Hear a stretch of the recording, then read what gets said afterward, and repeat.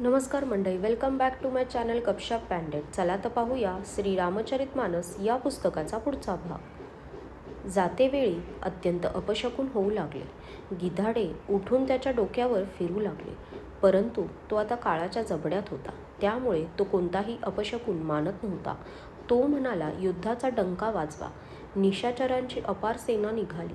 त्यामध्ये पुष्कळसे हत्ती, रथ, घोडेस्वार आणि पायदळ होते. ते दुष्ट प्रभूंच्या समोर असे धावून गेले, ज्याप्रमाणे पतंगाचे थवे मरण्यासाठी अग्नीवर धाव घेतात. इकडे देव स्तुती करू लागले की, हे श्रीराम, यांनी आम्हाला भीषण दुःख दिले आहे. आता याला खेळवत बसू नका. जानकी फारच दुःखी आहे. देवांचे बोलणे ऐकून प्रभू हसले. मग श्री रघुवीरांनी उठून बाण सज्ज केला. मस्तकावरील जटांचा मुकुट चांगल्या प्रकारे बांधला. त्यामध्ये अधूनमधून माळलेली फुले शोभून दिसत होती. ते लालसर नेत्रे आणि मेघासारखे श्याम शरीराचे आणि संपूर्ण लोकांना नेत्रांचा आनंद देणारे होते. प्रभूंनी शेला कमरेला बांधला, त्यात भाता खोचला आणि हातात कठीण शांगधनुष्य धरले. प्रभूंनी हातात धनुष्य घेऊन कमरेला अक्षयबाणांचा सुंदर भाता बांधला. त्यांचे भुजदंड पुष्ट होते आणि मनोहर विशाल छातीवर भृगु ऋषींचे चरण शोभत होते. तुलसीदास म्हणतात, प्रभू धनुष्यबाण हातात घेऊन फिरवू लागताच ब्रह्मांड, दिग्गज, कुर्म, शेष, पृथ्वी, समुद्र आणि पर्वत डगमगू लागले. भगवंताची शोभा पाहून देव आनंदित होऊन अपार फुलांचा वर्षाव करू लागले आणि शोभा, शक्ती आणि गुणांचे धाम असलेल्या करुणानिधान प्रभूंचा विजय असो असा घोष करू लागले. एवढ्यात निशाचरांनी अत्यंत विपुल सेना युद्धाच्या आवेशात आली. ती पाहून वानर योद्धे अशा प्रकारे समोर निघाले, जसे प्रलय कालातील मेघांचे समूह. अनेक कृपाने आणि तलवारी चमकत होत्या. वाटे दाही दिशांना विजा चमकत होत्या. हत्ती, घोडे भयंकर चित्कार करीत होते. रथांचा गडगडाट चालू होता. असे वाटते की जणू मेघ भयंकर गर्जना करीत आहेत. वानरांच्या खूप शेपट्या आकाशात पसरल्या होत्या. त्या सुंदर इंद्रधनुष्य प्रकटल्याप्रमाणे शोभून दिसत होत्या. जलधारांप्रमाणे धूळ उडत होती आणि बाणरूपी थेंबाची अपार वृष्टी होत होती. दोन्ही बाजूंचे योद्धे पर्वतांचा प्रहार करीत होते, जणू वारंवार वज्रपात होत होता. श्री रघुनाथांनी रागाने बाणाचा वर्षाव केला. त्यामुळे राक्षसांची सेना घायाळ झाली. बाण लागताच वीर चित्कार करीत होते आणि चक्कर येऊन पृथ्वीवर अस्ताव्यस्त पडत होते. त्यांच्या शरीरातून रक्त असे वाहत होते, जणू पर्वतातील मोठ्या झऱ्यातून पाणी वाहत असावे. अशा प्रकारे भित्र्यांना भीती उत्पन्न करणारी रक्ताची नदी वाहत होती. भित्र्यांना भीती उत्पन्न करणारी अत्यंत अपवित्र अशी रक्ताची नदी वाहू लागली. दोन्ही पक्षी तिच्या दोन्ही तटांवर होते. रथ हे वाळू होते आणि त्यांची चाके नदीतील भोवरे होते. ती नदी फार भयानक होऊन वाहत होती. हत्ती, पायदळ, घोडे, गाढवे आणि इतर अनेक वाहने हे नदीतील जलजंतू होती. त्यांची गणना कोण करणार? बाण, शक्ती आणि तोमर हे सर्प होते. धनुष्य ही नदीतील तरंग होती आणि ढाली या पुष्कळशी कासवे होत्या. वीर पृथ्वीवर असे पडत होते, जणू नदी किनाऱ्याचे वृक्ष कोसळत होते. खूपशी मज्जा वाहत होती. ती फेस होती.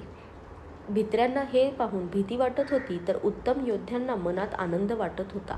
भूत, पिशाच आणि वेताळ, मोठमोठ्या झिंज्या असलेल्या भयंकर झोटिंग व शिवगण त्या नदीत स्नान करीत होते.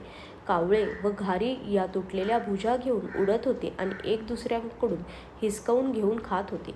कोणी म्हणे, अरे मूर्खांनो, असले स्वस्त चिक्कार मिळतील, तरीही तुमचा हावरटपणा जात नाही. घायाळ योद्धे किनाऱ्यावर पडून विव्हळत होते. ज्याप्रमाणे मरणाऱ्या व्यक्तीला अर्ध्या पाण्यात ठेवतात, त्याप्रमाणे ते रक्तात पडले होते. गिधाडे आतडी ओढत होती, जणू मासेसमोर नदी तटी लक्षपूर्ण काटा काढून बसले होते. पुष्कळसे योद्धे वाहून जात होते आणि पक्षी त्यांच्यावर जाऊन बसले होते, जणू ते नदीमध्ये नौका विहार करीत होते. योगिनी कवट्यांमध्ये रक्त जमा करीत होत्या. भूत पिशाचांच्या बायका आकाशात नाचत होत्या. चामुंडा योद्ध्यांच्या कवट्या घेऊन वाजवीत होत्या आणि नाना प्रकारे गात होत्या. कोल्ह्यांचे कळप कट कट असा आवाज करीत मुडद्यांचे लचके तोडून खात होते व कोल्हे कुई करत होते आणि पोट भरल्यावर एकमेकांवर गुरगुरत होते. कोट्यवधी धडे शिरांविना फिरत होती आणि पृथ्वीवर पडलेली मुंडकी जय जय म्हणत होती. मुंडकी जय जय बोलत होती आणि प्रचंड धडे शिराविना धावत होती. पक्षी कवट्यांसाठी परस्पर लढत व मरत होते. चांगले योद्धे दुसऱ्या योद्ध्यांना खाली पाडत होते. श्रीरामांच्या बळावर गर्व करणारे वानर राक्षसांच्या झुंडी चिरडून टाकत होते. श्रीरामांच्या बाणांच्या माऱ्याने मेलेले योद्धे रणभूमीत चिरनिद्रा घेत होते. रावणाने विचार केला की राक्षसांचा नाश झाला आहे आणि मी एकटा उरलो आहे. वानर व अस्वले खूप आहेत, म्हणून आपण आता मोठी माया करावी. देवांनी पाहिले की श्रीरामचंद्र पायी युद्ध करीत आहेत, तेव्हा त्यांना मनातून दुःख झाले. मग इंद्राने त्वरित आपला रथ पाठविला.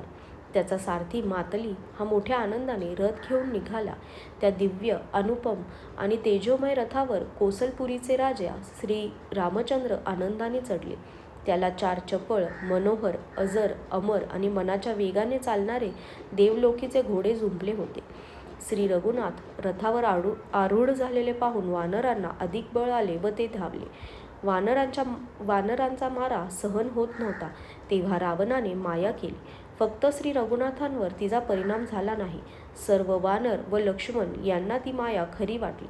वानरांना राक्षसांच्या सेनेमध्ये लक्ष्मणासह अनेक राम दिसू लागले.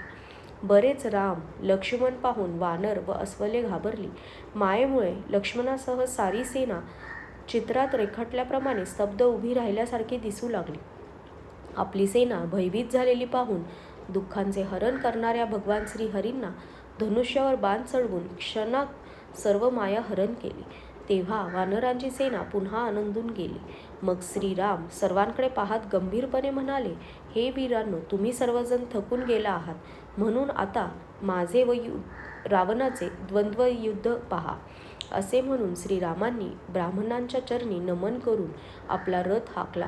तेव्हा रावणाच्या मनात क्रोध संचारला आणि तो गर्जना करीत व आव्हान देत समोर धावून आला. तो म्हणाला, अरे तपस्व्या, ऐक.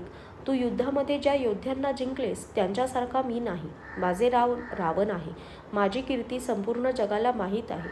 लोकपालसुद्धा माझ्या कैदखान्यात पडलेले आहेत. तू खर, दूषण व विराट यांना मारलेस. बिचाऱ्या बालीचा व्याधाप्रमाणे वध केलास. तसेच मोठमोठ्या योद्ध्यांच्या समूहाचा संहार केलास आणि कुंभकर्ण व मेघनादालाही मारलेस. अरे राजा, जर तू युद्धातून पळून गेला नाहीस तर आज मी सर्व वैर चुकते करीन. आज मी तुला नक्कीच काळाच्या हाती सोपवीन.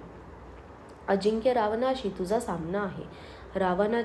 रावणाची दुर्वचने ऐकून आणि तो कालवश झाला आहे असे समजून श्रीराम हसत म्हणाले, तुझा सर्व मोठेपणा तू म्हणतोस त्याप्रमाणे खरा आहे, परंतु आता फुकटची बडबड करू नकोस. आपला पुरुषार्थ दाखव. फुकटची बडबड करून आपली सुंदर कीर्ती घालवू नकोस.